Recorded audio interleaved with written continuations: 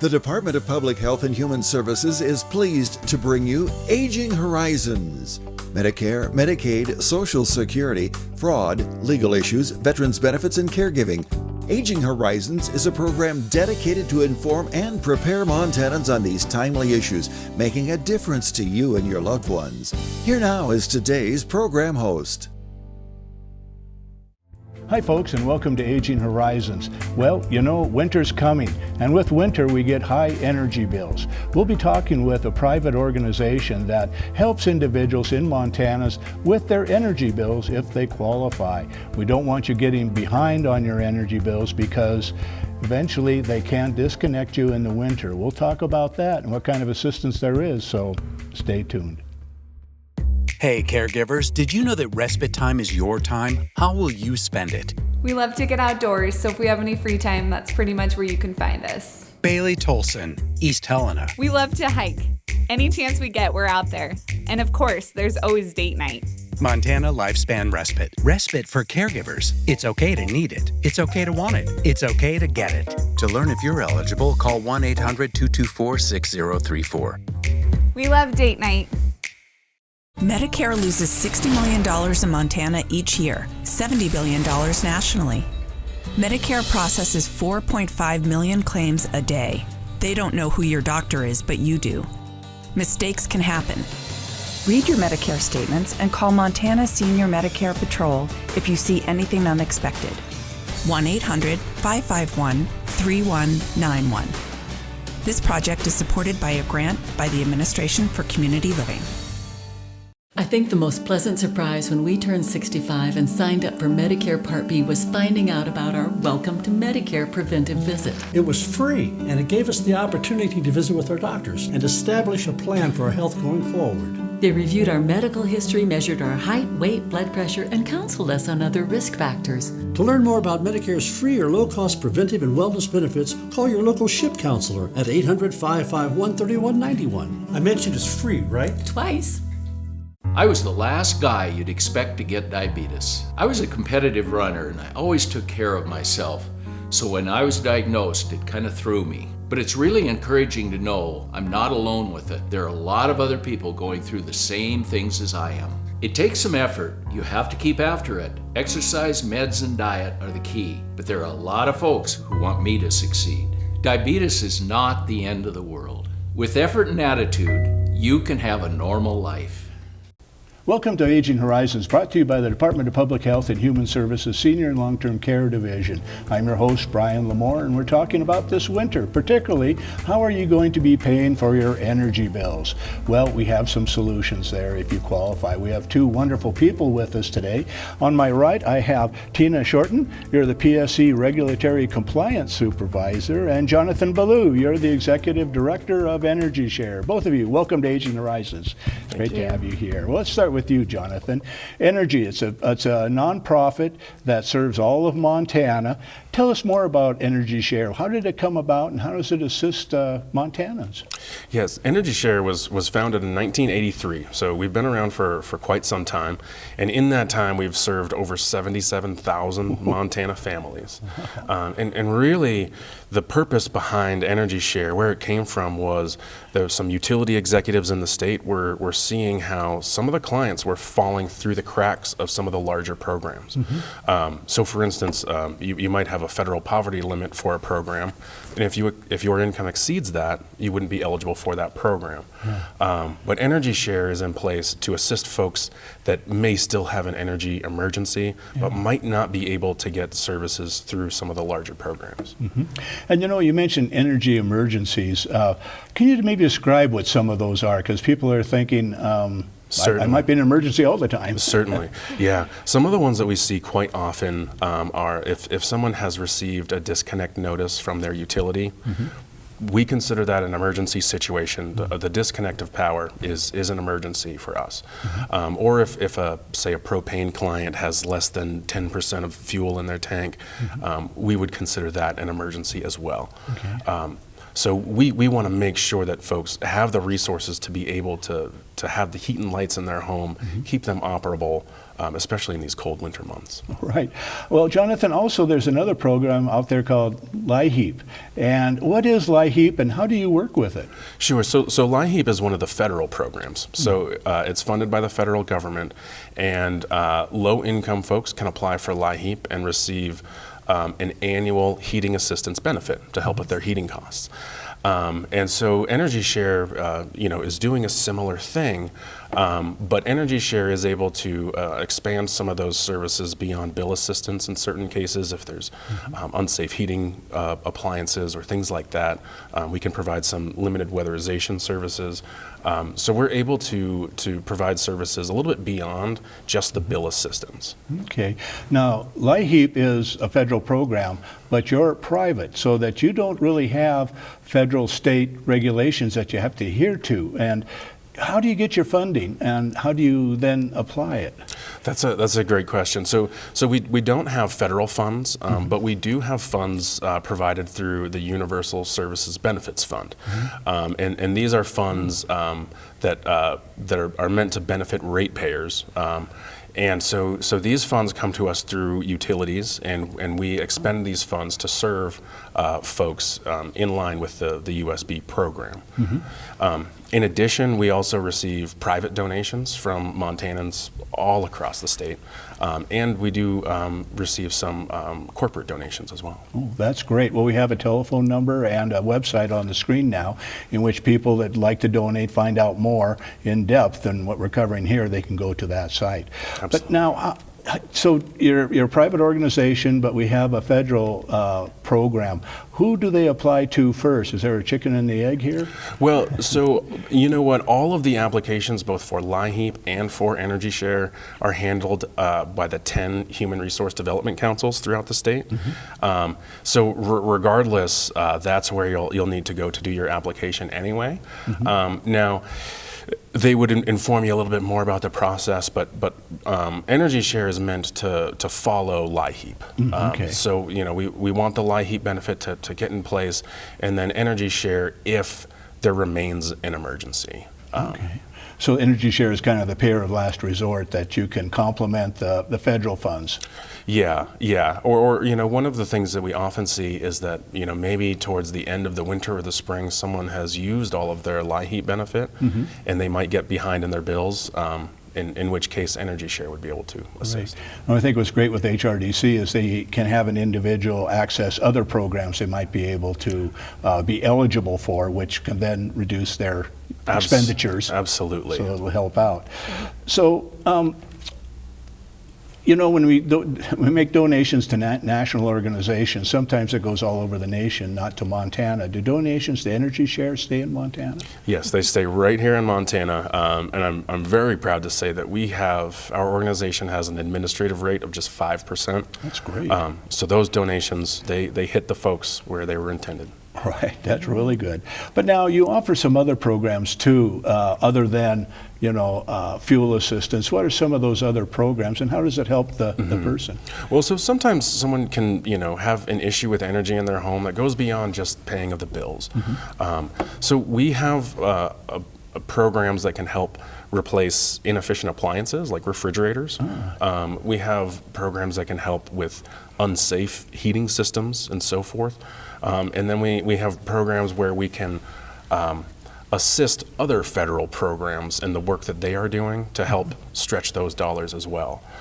So we're really trying to move beyond just the paying of the bills. How can this home become more sustainable and safe in the long run? Right. How can we conserve energy? Absolutely. That's great. Well, we've quickly drawn to a close on our first segment here, and for our viewers, we'll continue talking with Energy Share, but we'll also talk with Tina Shorten with the PSC regulatory agency. She'll talk about how the disconnects come about and why they come about with your energy source, and then possibly some solutions, much like Energy Share, can help you out. So we'll be right back, and stay tuned.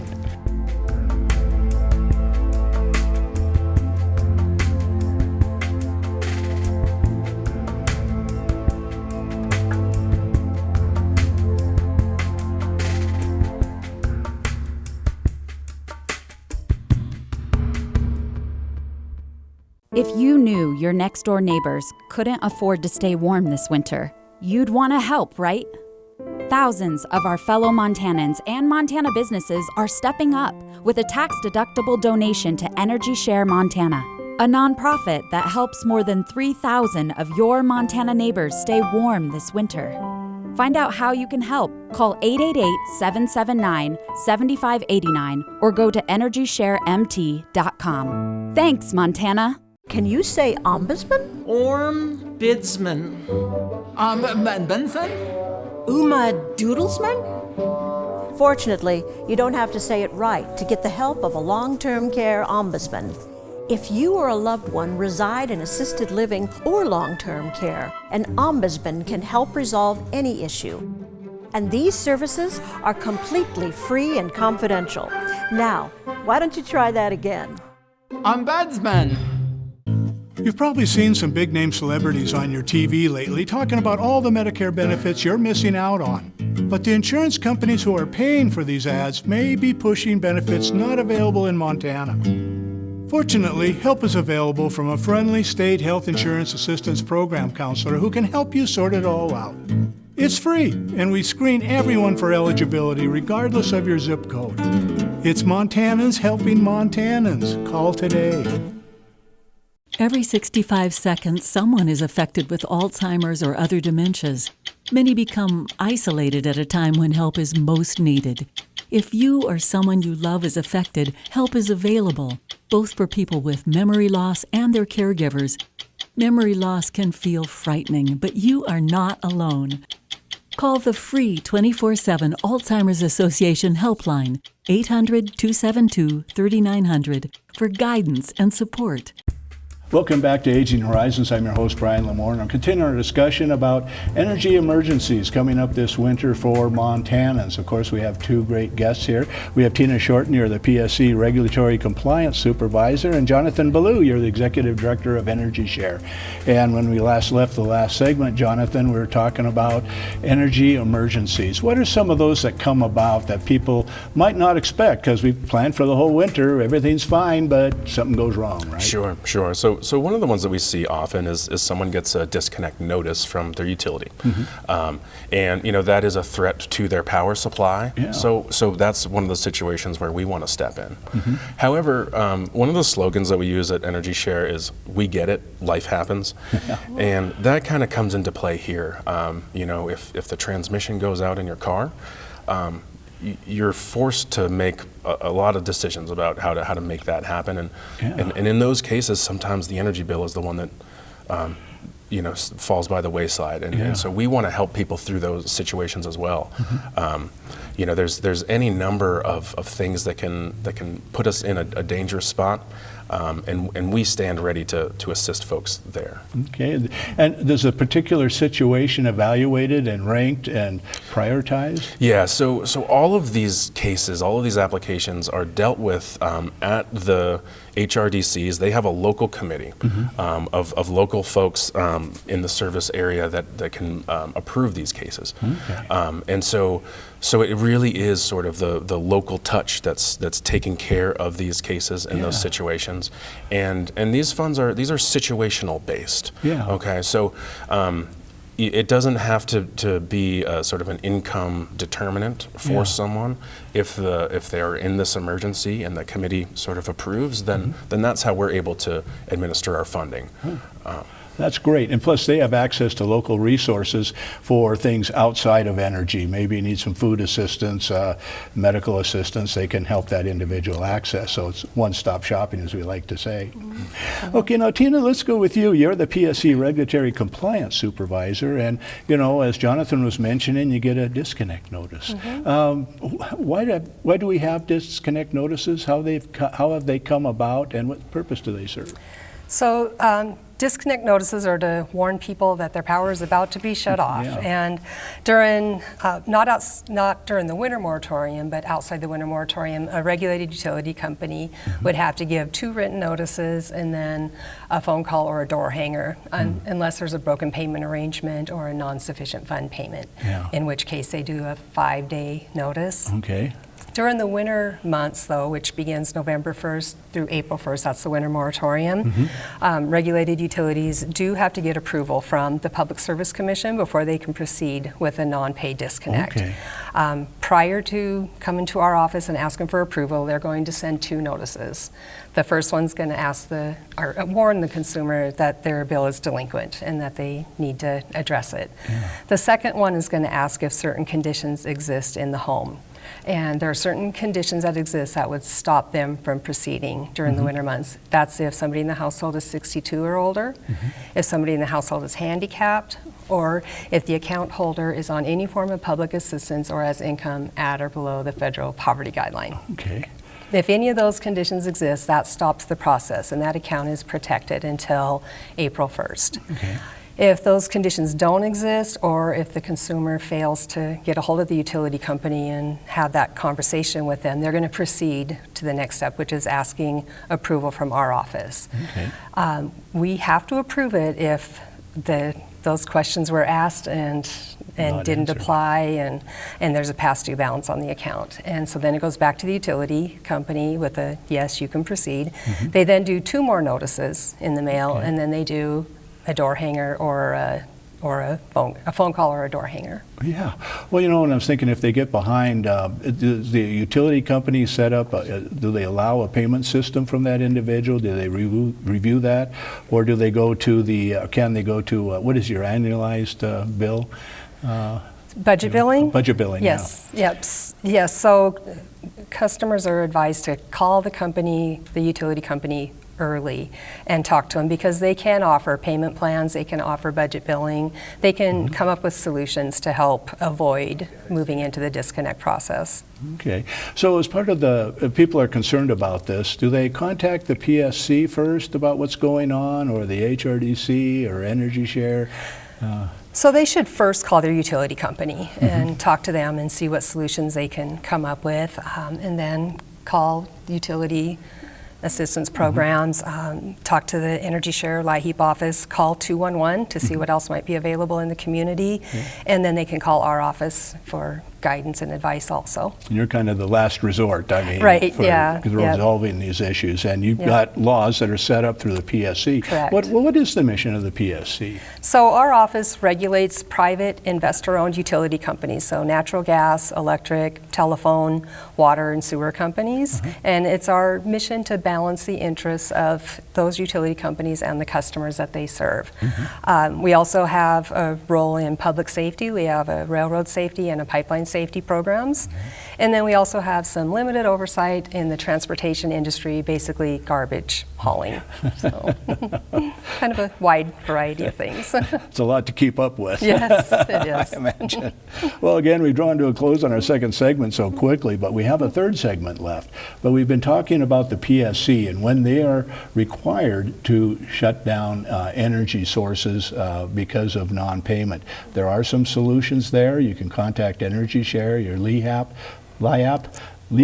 and you can contact your HRDC, or you can contact the power company or the company that is sending you bills that says you have to pay up. So there's working within the law here. They have to do that, and they're working in the best interest of the company and the individuals too. And we'll talk more about that in the next segment, so stay tuned.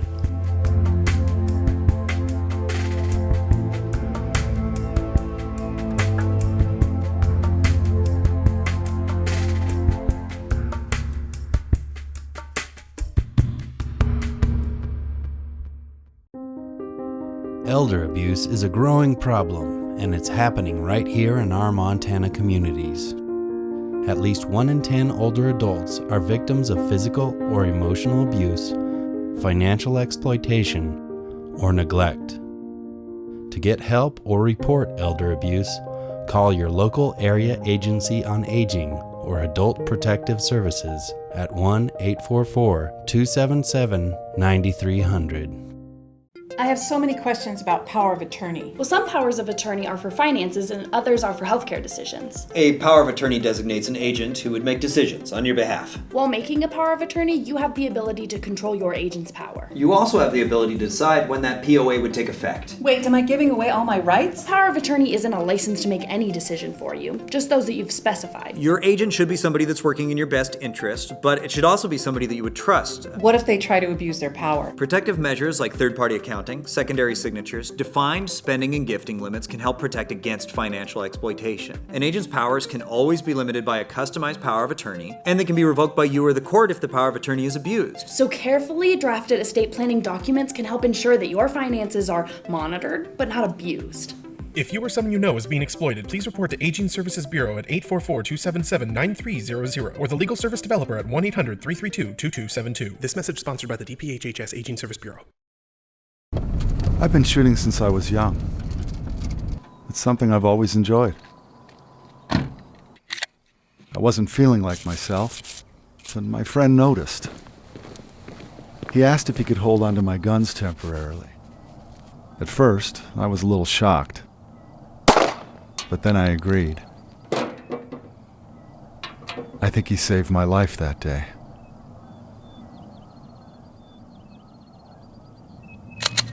Welcome back to Aging Horizons. I'm your host, Brian Lamore, and we're continuing our discussion about Energy Share and LIHEAP energy programs for individuals who have problems paying their electric bills or utility bills in general because of unusual circumstances. And we're talking with Tina Shortner, the PSC Regulatory Compliance Supervisor.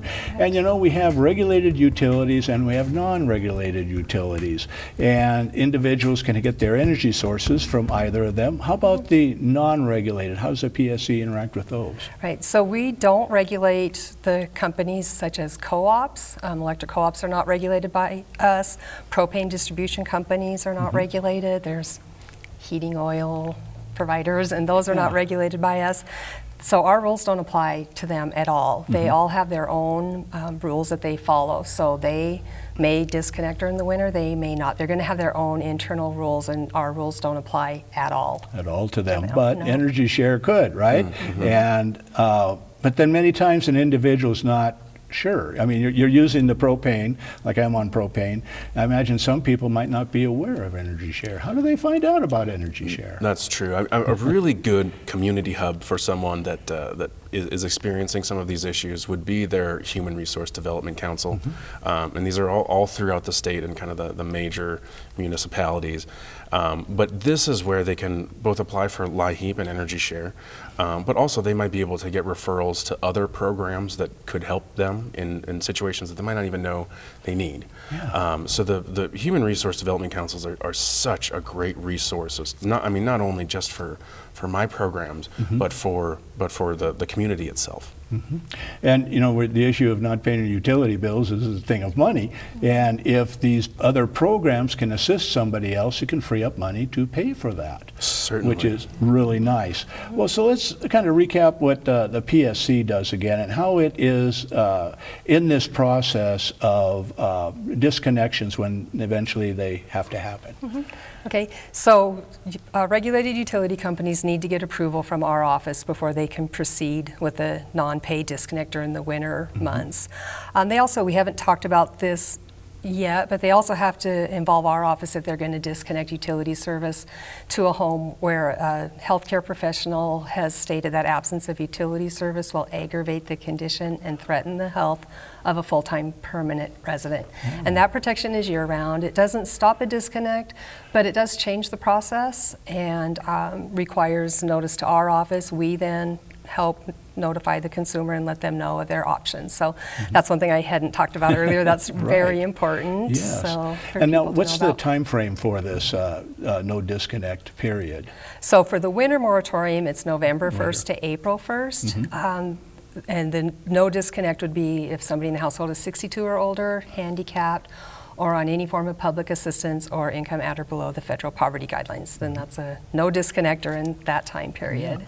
And I imagine because of that period in our winters, you get more requests towards February, March, April when it can be really, really cold. Right, so yeah, they start asking permission proceed with disconnect as soon as balances start growing. So that could be, but they do grow bigger as the heating season goes on. As they go along. And possibly there could be some arrangements made. Contact your utility company, work with them, and don't ignore their notices. Correct. Yep. That's right. Good advice. And Jonathan, you guys aren't really the first point of contact to generalize. LIHEAP. LIHEAP is the first point, and then you like to work with them to spend their funds first before you lose yours to payments. Yeah, and it all happens at the Community Action Agency, at the HRDC. So that's where all of these services can kind of get aligned. So that's really kind of the first stop. And again, they know their community better than anyone. And really, some of these services go beyond what we've been talking about today. Some of them run senior centers, Head Start classrooms, all this stuff. That's what these HRDCs are doing. So they're an incredible community resource, and that's our chosen service delivery because of how phenomenal they have been for the state for so long. Yeah. Now, Tina, I know about now, we start receiving notices in our energy bills that we can contribute to Energy Share. How important is that? Oh, I think that's really important to let people know that the program exists, and the utility companies, I think most all of them are willing to put that out in their bill. So it's very helpful for people to know, I think both ends, that the program's available to get assistance from and the program's available if they want to help. So very important. Yeah, and Jonathan, let's talk about your funding sources again. A lot of it is donated. I think there's the UBC that comes from the USB funds, which is regulated through the state, and so those come, and those are sort of a lot of our direct bill assistance programs. There are some stipulations. There is an income guideline there and so forth. So we do have some compliance that we do need to do with the USB rules. But then we do receive a lot of donations, private donations. I can think of one that comes into my email each month for $5. It's one of my favorites. But we get them from all over the state, and that funding, the way that our internal process goes, is directed back towards wherever that check came from. Oh, okay. From the community. Yes. So we keep those funds in the community where they came from to serve those people. So it really is kind of your neighbors helping your neighbors, and we try and do that as much as we can. And it's an important source of funding. It certainly so is. that they can help the neighbors. Well, that's great. Well, we've unfortunately come to the close of the show, but I've learned so much here. Thank you. Thank you so much. Thank you. And for our viewers, we don't want you to be cold this winter. And if the bills are piling up and you get some disconnects from your notices from your utility, recognize them, address them with your utility, maybe contact your HRDC, Human Resource Development Council. There are 10 of them throughout the state, and they can get you into line with some federal programs and with Energy Share to help pay those bills so you can stay warm this winter. Thanks for joining us.